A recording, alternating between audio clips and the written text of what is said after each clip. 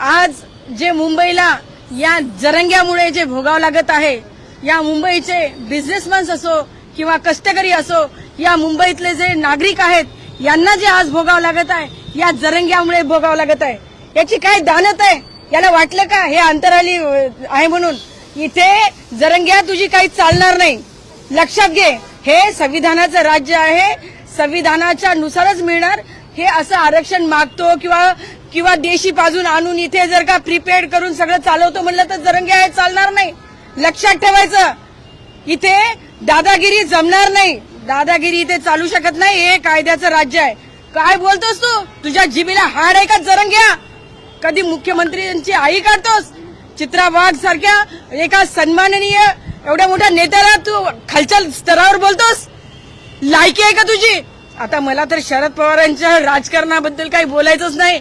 मला तर असं वाटतं की त्यातल्या करणीचं फळ आहे की काय? रसद पुरवसाल त्याच्यामुळे घडलं की काय? सन्माननीय ताई आहेत आमच्या, सुप्रिया ताई, मी त्यांचा रिस्पेक्टच करते, परंतु माझ्या एसटीतले 124 बांधव जे रोज मृत्युमुखी पडत होते 6 महिने, त्यावेळेस माझ्या ताईला जाग नाही आली. माझ्या एसटीतले कष्टकरी जे मृत्यू पडत होते त्यांना भेटण्यासाठी ताईचा पाय आझाद मैदानात नाही आला. परंतु आज या देशी पाजून आणलेल्या या जरंग्याला भेटण्यासाठी ताई तुमचे पाऊल कसे वळाले? भेटले ना तुम्हाला ते कर्माची फळं? फेकल्या ना तुमच्या अंगावर बाटला? उष्ट्या पाण्याच्या बाटला फेकून तुमचं तिथं स्वागत झालेलं आहे. ताई लक्षात घ्या, आता तरी मला वाटतं सुधरा आणि या ज्या जरंग्याला आहे त्याची लायकी दाखवून द्या. विनाकारण माझ्या गोरगरीब, माझ्या सर्वसामान्य, माझ्या लाडक्या मराठा भावांना दिशाभूल करू नका रे. माझे ते ओरिजिनल लाडके अभ्यासू माझे मराठा भाऊ इथे नाहीच दिसत आहेत मला. हे कुठली तरी गंगा वाहते इथे उलटी. काय तुम्ही या लोकांना, मी म्हणते चपट्या पाजून आंदोलनं केली जात नाही. एसटीचं आंदोलन एक अमेरिकेमध्ये सुद्धा त्या आंदोलनाची चर्चा झालेली आहे. हे काय आंदोलन आहे? ते कोणती दादागिरी आहे? वाटेल ते बोलायचं, गांडबुली म्हणायचं? अरे लाज वाटते का तुला जरंग्या? त्या आंदोलनामध्ये बहिणी आहेत, अविवाहित मुली आहेत, एवढे मोठे माझे लोक आहेत, तिथे आलेली जनता आहे, त्यांच्यासमोर असं घाणेरडं बोलतो? लाज वाटायला पाहिजे. जरंग्या हे चालणार नाही. हे जे आहे हे आंदोलन आहे, हे आंदोलन नाहीच आहे. हे प्रीपेड कार्यक्रम चाललेला आहे, पेड कार्यक्रम चाललेला आहे. शरद पवार पाठवलं होतं ना लेकीला, लेक आली होती ना का? सगळे तुमचे नेते पण तिथे आहेत ना, जागजागी सगळे पुरवठा करत आहेत ना. मग काय झालं? कोणता रिस्पेक्ट मिळाला? म्हणजे सीमेपलीकडे जे आतापर्यंत आपण म्हणत होतो की क्रॉस बॉर्डर मध्येच हे केलं जात होतं, एकाने पुरवठा करायचा आणि त्याचे फळं एक दिवस भोगायला लागले होते अमेरिकेला सुद्धा. तेच हे झालेलं आहे. रसद जरी पुरवली असेल तरी आज लेकीचा कसा अपमान झाला हे लक्षात ठेवा. पिदाड्याचा कोणताही धर्म नसतो, पिदाड्याची कोणतीही जात नसते, या जरंग्या चपट्याची कोणतीही जात नाही, याची कोणतीही लायकी नाही.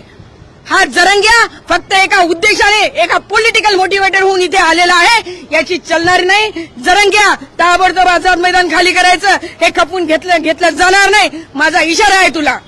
सर आपण काय सांग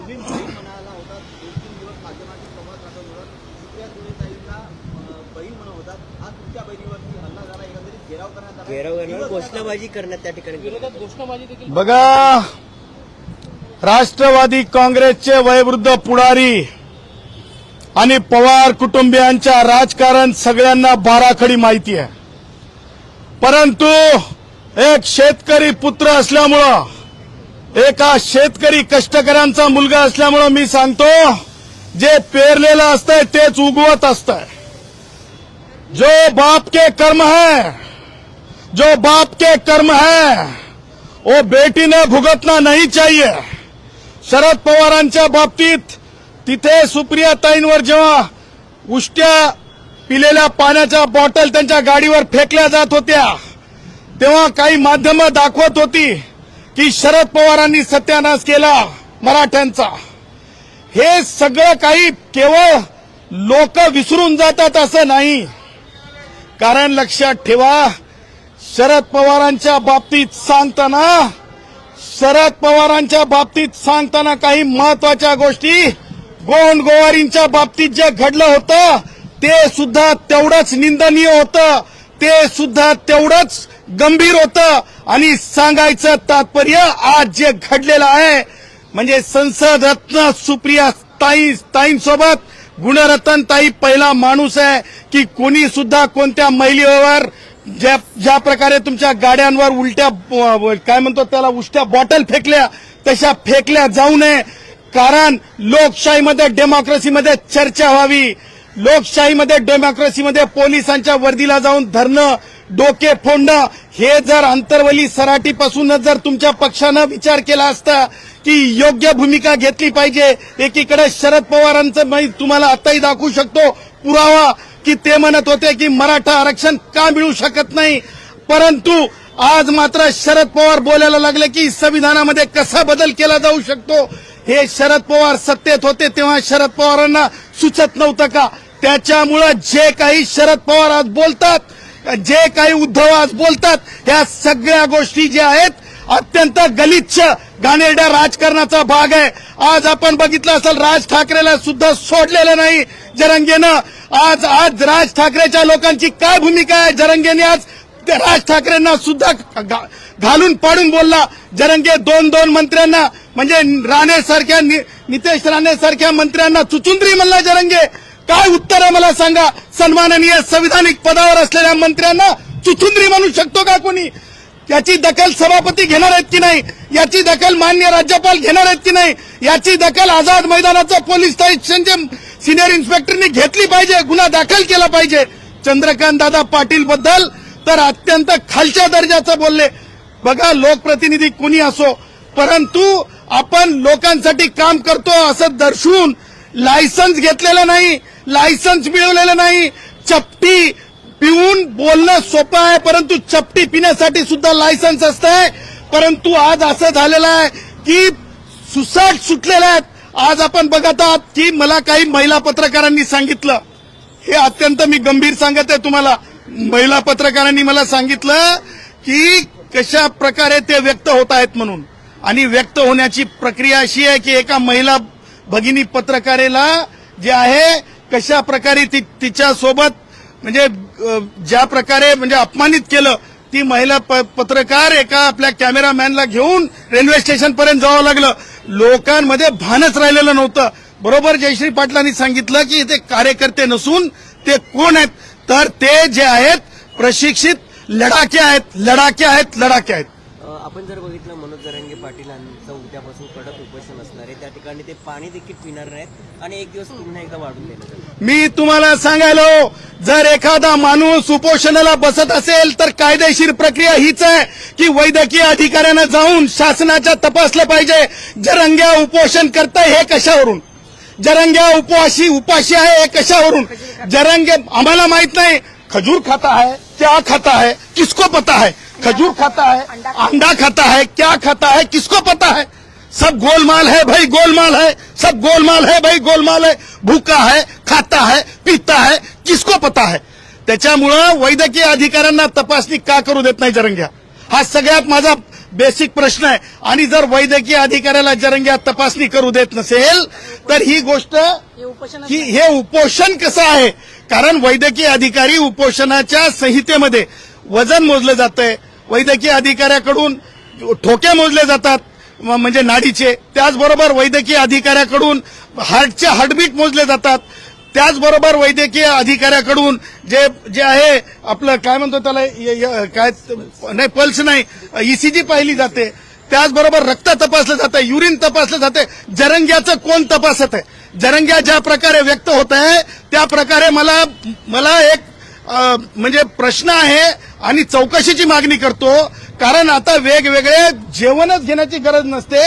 एका एवढ्याशा गोळीवर सुद्धा पोट भरलं जाऊ शकतंय. आणि म्हणून माझं असं म्हणणं आहे की जरंग्या जे आहे उपवाशी आहे का असा माझा बेसिक प्रश्न आहे. जरंग्याचं जे काही चाललेलं आहे ते अत्यंत राजकीय ढोंग चाललेला आहे आणि म्हणून जरंग्याचा उपवासामध्ये येतंय का? कारण आत्मक्लेश एकत्र करायचं असतंय. आत्मक्लेश एकत्रित करून त्यावर चर्चा घडवून आणायची असती. लोकतांत्रिक मार्गाने जे हे दिलेले आहेत, पॅरामीटर्स दिलेले आहेत, जे संहिता दिलेल्या आहेत, त्या संहितेनं वागायचं असतंय. तशा प्रकारचं हे उपोषण नाही. आणि उद्या ते पाणी पित नाही म्हणाले ना, ह्याच्या मागे सुद्धा काहीतरी कुभांड आहे. आणि जरंग्याच्याच बाबतीमध्ये उच्च न्यायालयाचे त्याच्या उपोषणाच्या बाबतीत दिलेले निर्देश हे सर्व श्रुत आहेत.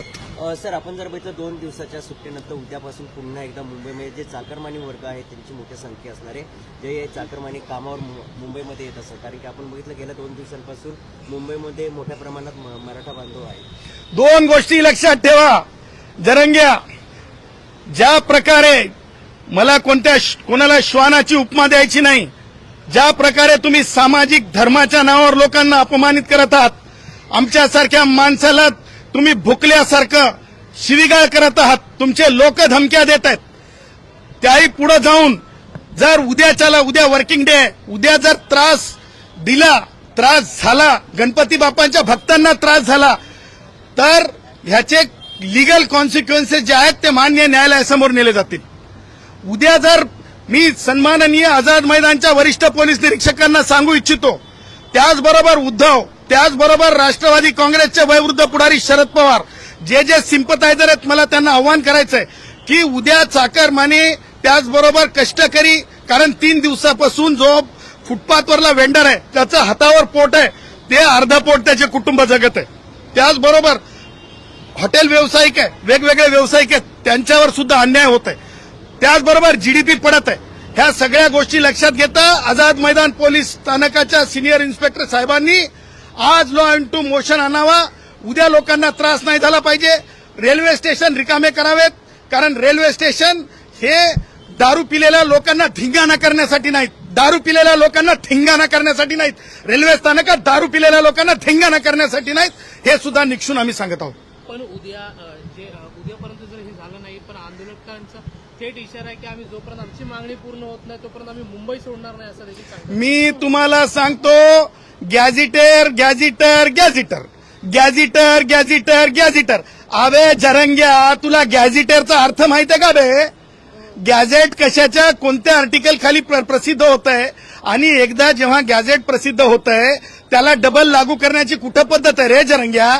अशा प्रकारची कोणत्याही संहितेमध्ये कोणतीही पद्धत नाही. गॅझिटर असो, खासरा पाणी असो, गाव नमुना 7 असो, गाव नमुना 7-12 असो, हे सगळे जे आहेत one of the document for requesting caste certificate आहेत. त्याच्यामुळं जरंग्याचं हे सगळं ढोंग आहे. आतापर्यंत मी बोललो नाही, पण आज कायदेशीरच सांगतो. ते काय गॅझेटर म्हणते ना, त्या गॅझेटरचा अर्थ एक पीस ऑफ एव्हिडन्स आहे. आणि जरंग्या कुणाला फसवायला, गॅझेट जेव्हा प्रसिद्ध होत आहे ते ऑलरेडी कायद्यामध्येच असतंय. त्याच्यामुळं तू जे म्हणतो कुणबी मराठा कुणबी, हे 3 जजमेंटनी सांगितलंय नाही म्हणून. 2001, 2002, 2005 आणि 2021 मध्ये संविधान पीठाने डॉक्टर जयश्री पाटील विरुद्ध मुख्यमंत्री महाराष्ट्र राज्य या केसमध्ये स्पष्टपणे सांगितलं कुणबी आणि मराठा हा डिस्टिंक्टली डिफरंट क्लास. त्याच्यामुळं जरंगे जे म्हणते ना गॅझिटर, शासनाला एक पत्र काढायला लावायचंय जरंगेला आणि परत गुलाल उधळून घ्यायचा. कधी ते सुद्धा सांगतो, हा कधी गुलाल उधळेल, खोटा गुलाल उधळून घेईल, हा ती खोटी मस्ती दाखवेल सगळ्यांना. जेव्हा याला समजेल की आता ह्या जे याचे सिंपथायझर आहेत, फॉलोअर आहेत, याला पेड करणारे आहेत, याला चालवणारे म्हणतील की आता आमचं बस झालं, आम्हाला तुला चालवायचं नाही, त्याच्यासाठी याने गॅझिटर चाललंय. गॅझिटरच्या आधारे मागासले पण डिक्लेअर होत नाही आणि मागासलं ठरत नाही. गॅझिटर लावून घ्या, गॅझिटर आणून द्या. हे कोणतंही जे आहे माधुरी पाटील विरुद्ध कास्ट स्क्रुटिनी कमिटी ठाण्याच्या जजमेंटच्या नंतर कोणाला सुद्धा गॅझिटरच्या आधारे मागासवर्गीय प्रमाणपत्र देता येत नाहीत. हे भूलभुलैया आहे. जे कोणी, मला तर क्यू येते काय आमदारांची, कोणी एक भुमरे नावाचे आमदार होते, मला क्यू येते काय आमदारांची. तुम्ही लेजिस्लेचर आहात, तुम्हाला पब्लिक सर्वंट म्हणलेलं आहे, तुमची व्याख्या वाचा. तुम्हाला जर कळत नसेल तर कुणाकडून विचारून घ्या. गॅझिटर हे one of the normal document आहे, जे document one of the proof म्हणून वापरला जातो. तो लागवा काढा, लावा काढा, लावा काढा. अरे यार, हे काय चालवलंय तुम्ही? अकलेचे तारे असे तोडू नका ज्याच्यामुळे जगात म्हणलं जाईल की जे महाराष्ट्रातले लेजिस्लेचर आहेत त्यांना गॅझिटर लागलंय की नाही लागलंय. गॅझेटर वेगळं लावावं लागतं की नाही लावावं लागतं एवढं ज्ञान नाही, अज्ञान आहे. लोक हसत असतील.